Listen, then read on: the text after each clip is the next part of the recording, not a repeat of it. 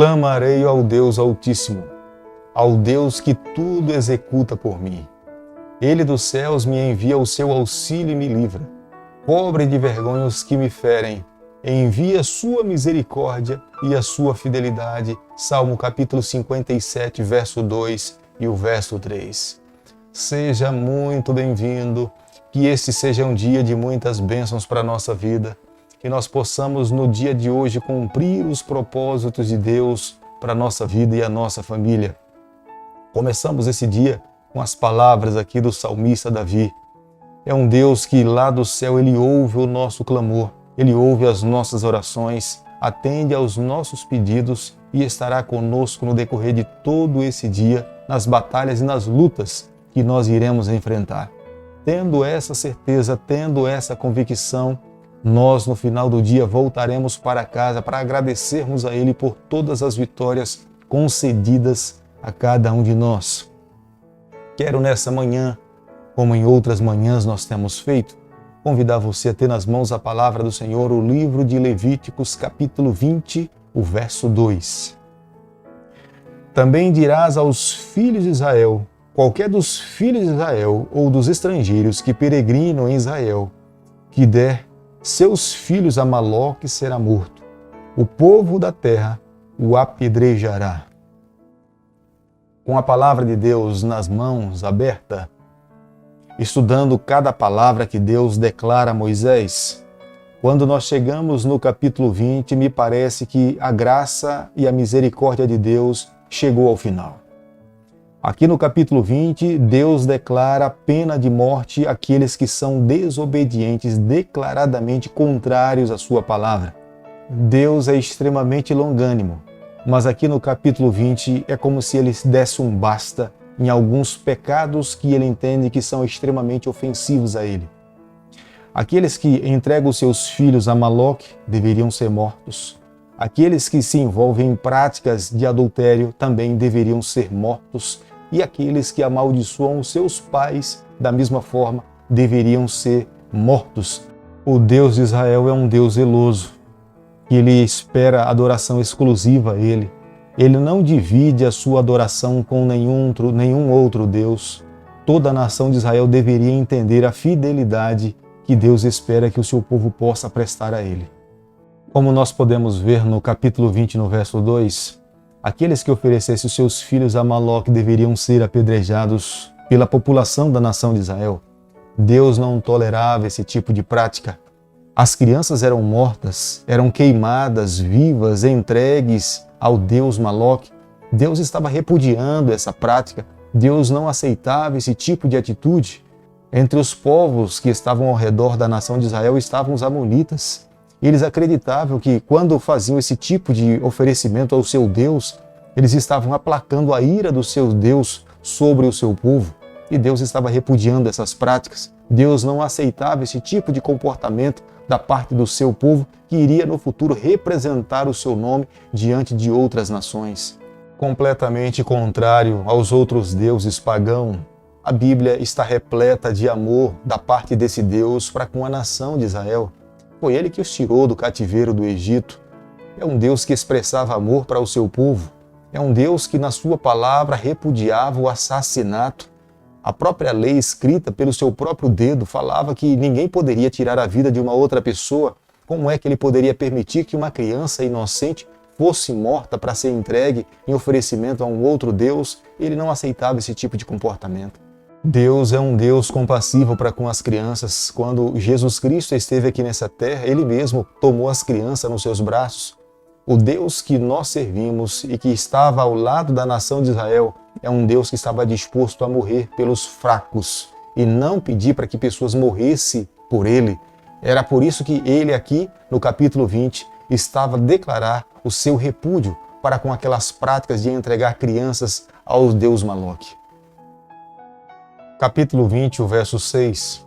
Quem se voltasse para necromantes ou feiticeiros deveria ser morto. Tanto o feiticeiro ou o necromante, como aquele que buscava consulta. O único que deveria ser consultado era Deus. Através do sacerdote, o povo teria acesso direto a Deus. Se alguém quisesse ter alguma resposta para uma das suas perguntas, eles poderiam ir diretamente ao sacerdote. Deus estaria acessível 24 horas para poder responder ao povo o que eles quisessem. Deus também colocou no meio da nação de Israel profetas. Eles seriam responsáveis para responder ao povo o que Deus queria que eles pudessem fazer. Eles teriam a resposta para as suas perguntas. Nos dias em que nós estamos vivendo, podemos observar que muitas pessoas vivem ansiosas, querendo saber do futuro. E muitas pessoas buscam em necromantes, em feiticeiros, querendo saber o que de fato irá acontecer no futuro. Mas nós temos na palavra de Deus todo o futuro do planeta Terra. Se nós queremos compreender o que de fato irá acontecer no futuro, nós precisamos ter nas mãos a palavra do Senhor. Aqueles que se alimentam da palavra de Deus a cada dia têm a resposta para todas as suas perguntas do que de fato irão acontecer no futuro. O que nós precisamos fazer hoje é buscarmos a Deus, permitirmos que a sua palavra conduza a nossa vida e a nossa trajetória. O capítulo 20, o verso 7, a ênfase de todo o capítulo, de todo o livro de Levíticos é sede santos. A razão pela qual a nação de Israel deveria ser santa é porque o Deus daquela nação, ele era santo. Não havia uma razão maior. Se o Deus de Israel era um Deus santo, o seu povo não poderia sonhar um ideal menor do que esse. Eles deveriam viver esse nível de santidade. E a única maneira para que eles pudessem viver essa vida santa era viver uma vida de obediência aos seus estatutos, aos seus mandamentos. Se eles quisessem alcançar esse patamar de santidade, eles deveriam buscar a Deus pedindo e permitindo que a sua palavra conduzisse as suas vidas em todo momento. Não é diferente nos dias em que nós estamos vivendo. Se nós sonhamos viver uma vida santa no Senhor, nós precisamos viver uma vida de obediência ao Senhor. Nós precisamos permitir que a sua palavra conduza a nossa vida. Vivendo dessa forma, nós seremos, de fato, santos diante dos olhos do Senhor. Capítulo 20 do livro de Levíticos, o verso 9. Há uma declaração enfática da parte de Deus para preservar a família. Se alguém amaldiçoasse o seu pai ou a sua mãe, ele seria passível de pena de morte. Deus estava preservando a família. Nós precisamos olhar para a família como o olhar do Senhor. A família é a base da sociedade. A família provém do Éden. A família provém das mãos de Deus. Foi o próprio Deus que estabeleceu e criou a família. Deus criou Adão, Deus criou a Eva e Deus os abençoou para que eles pudessem viver uma vida feliz. Deus sabia perfeitamente que os filhos seriam o resultado da educação de uma família. Se o pai e mãe perdessem a autoridade sobre os seus filhos, os filhos seriam negligentes, os filhos seriam corruptos, os filhos tomariam qualquer decisão e não seriam influenciados pela autoridade e pelo respeito dos seus pais. Deus estava aqui no capítulo 20, o verso 9, estabelecendo, fortalecendo os laços familiares para que os pais tivessem autoridade nas mãos para discipular, ensinar, moldar os seus filhos para que no futuro eles pudessem ser representantes do povo de Deus aqui nessa terra. O capítulo 20, o verso 13, Deus ordena à nação de Israel que não tolere a homossexualidade. Um homem que se deitasse com outro homem como se fosse mulher, ele estaria cometendo um pecado abominável ao Senhor. A homossexualidade foi um dos pecados praticados por Sodoma e Gomorra. Eis a razão porque eles foram destruídos. Os benjamitas também se envolveram com práticas semelhantes, como o que aconteceram em Sodoma e Gomorra, mas foi punida pelas 11 tribos de Israel. Deus não aceitava esse tipo de prática.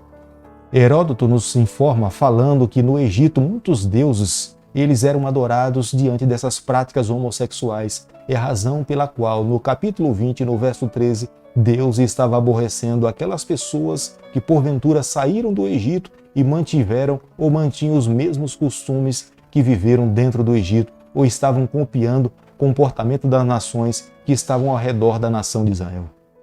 O livro de Levíticos, capítulo 20, o verso 23, diz o seguinte: Não andeis nos costumes da gente que eu lanço diante de vós. porque fizeram todas essas coisas. Por isso me aborreci deles. Deus queria e estava preparando um povo para que fosse seu representante aqui nessa terra. Deus queria formar uma identidade para a nação de Israel. Deus queria que todos os outros povos, quando olhassem para a nação de Israel, soubessem que o Deus daquela nação era um Deus vivo, era um Deus santo, era um Deus puro. Se eles quisessem também receber as bênçãos que o povo da nação de Israel estavam recebendo, eles também deveriam viver da mesma forma como a nação de Israel estava vivendo.